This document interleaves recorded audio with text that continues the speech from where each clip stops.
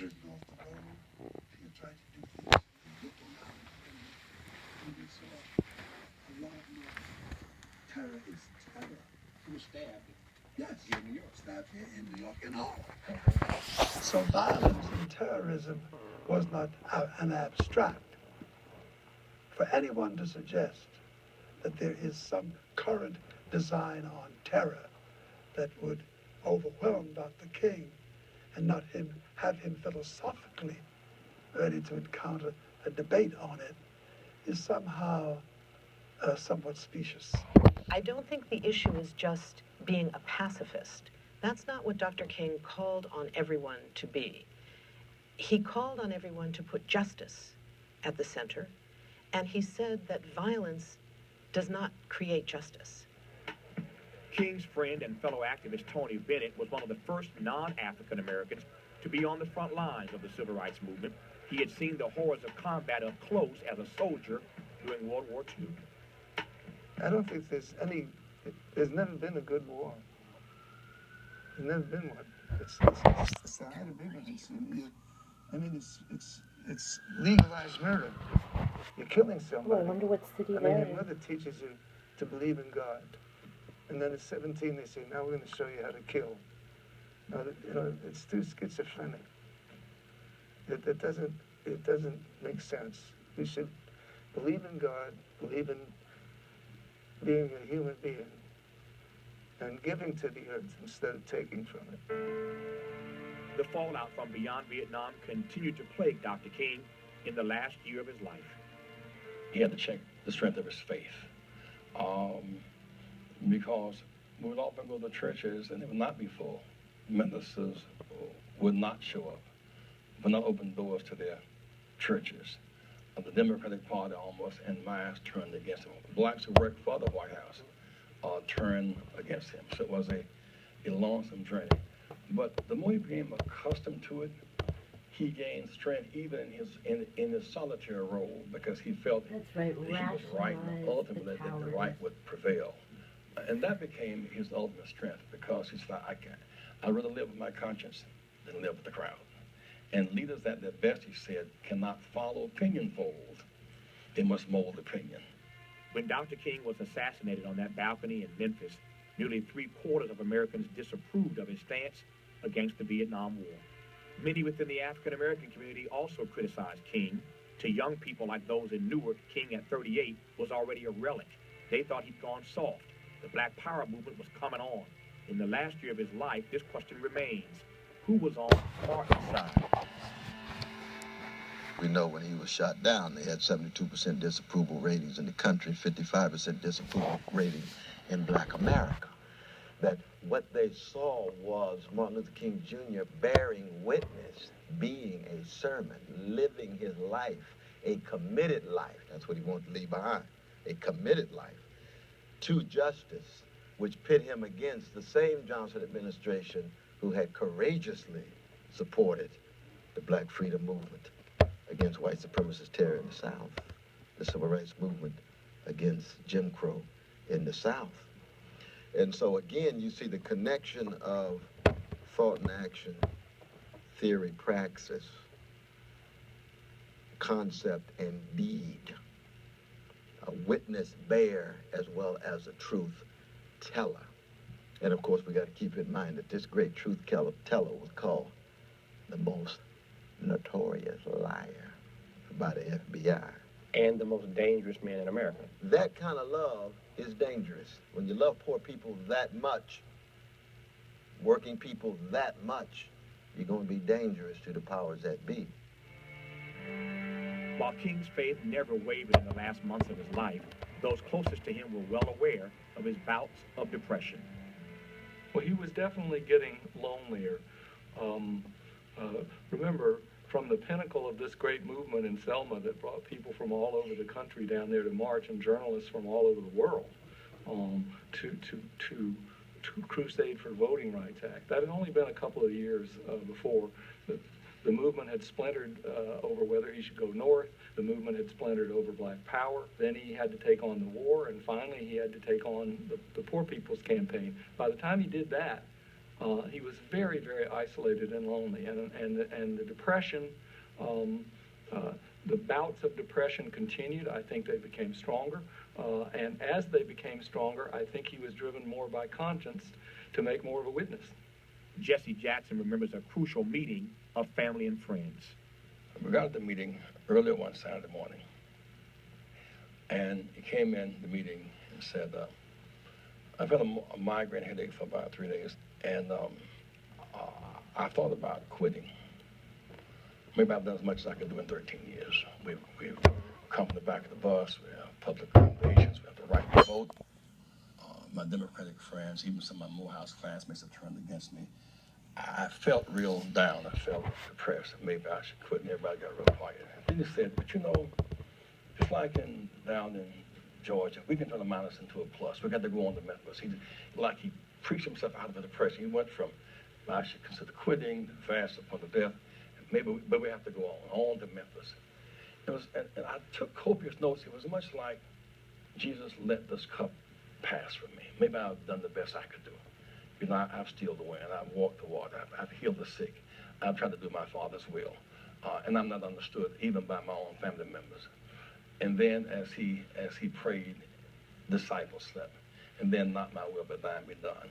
I saw him walk out of that depression with that sense of go ahead, because it was a very tough time, because he was in real isolation, because sometimes the road to ultimate change, and that is that tension between politician and prophet. That is a real tension. All of this begs the question, if Martin King were alive today, would his unrelenting insistence that there is a firm line between right and wrong find a willing audience?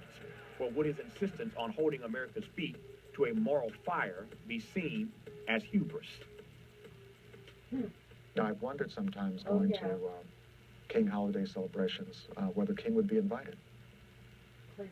I wonder sometimes going to the big mega churches, who might have a Martin Luther King celebration. Well, Martin Luther King shows up, says, I'd kind of like to speak at my celebration. They'd ask, well, what are you going to say? Well, I'm going to speak out against poverty and injustice and the wars that are going on. Well, we've invited these political leaders, and they might be embarrassed if you talk about that. You just wonder whether he would be welcome at Martin Luther King Day. Every year now, ever since the 25 years we now celebrate the anniversary of King's birth, that you get this transformation of Brother Martin into Santa Claus with that lovely smile, the toys in his bag.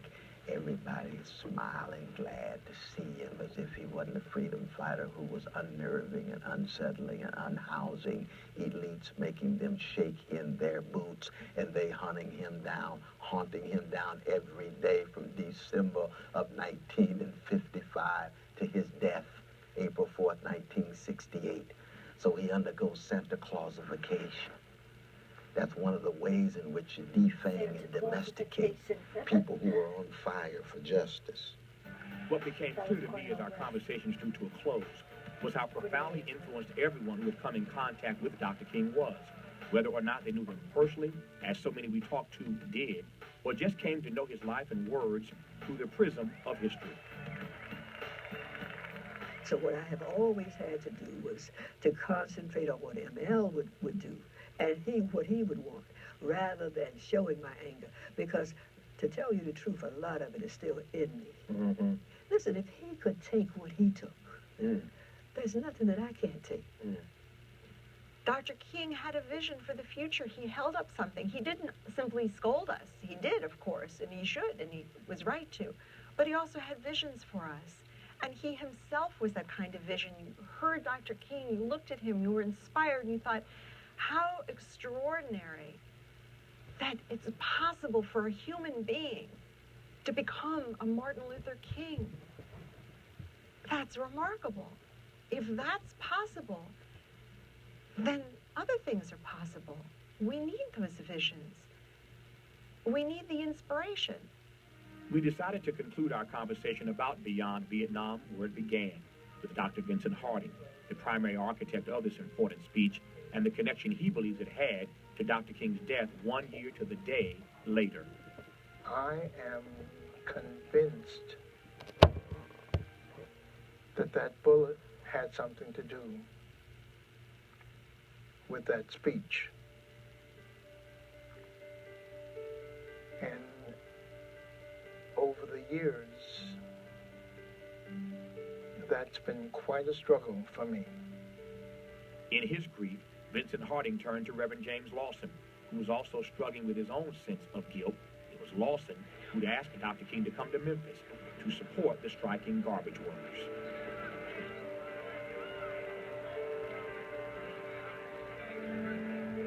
Less than a week later, Martin Luther King Jr. would be assassinated while standing on the balcony of the Lorraine Motel in Memphis.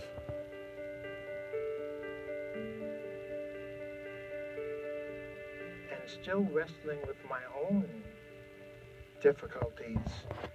One day I was on the phone with Jim about something or another, and I said to him, Jim, how do you feel about the fact that you were the one who invited Martin there? How have you dealt with that? And Jim, being the wonderful pastor and friend that he is, he's probably picked up what I was trying to struggle with. And he said, Vincent, what was clear to me was that Martin wanted to come to Memphis. He said, when I first called Martin to invite him, he was in a staff meeting. And I could hear the voices just booming onto the telephone. Martin, tell him you can't come, Martin. We've got too much to do, Martin. Just say no, Martin. And he said, Martin paid no attention and said, okay, Jim, let's arrange it. That told me that I was not coercing Martin. I was not forcing Martin. It was not me primarily. Martin saw those garbage workers and knew he wanted to stand with them, knew he needed to stand with them. So I do not take that on my own shoulders, Vincent. And that was a kind of burden off of my shoulders because I too knew that this is what Martin wanted, needed to say. And with all the people who said he shouldn't, if he was willing to go up against them, then it was a privilege for me to go with him.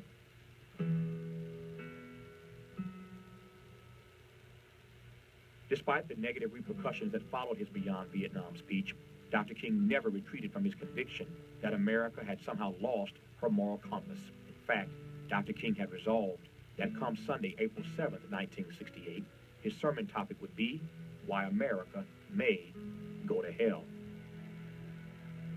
Now let us begin.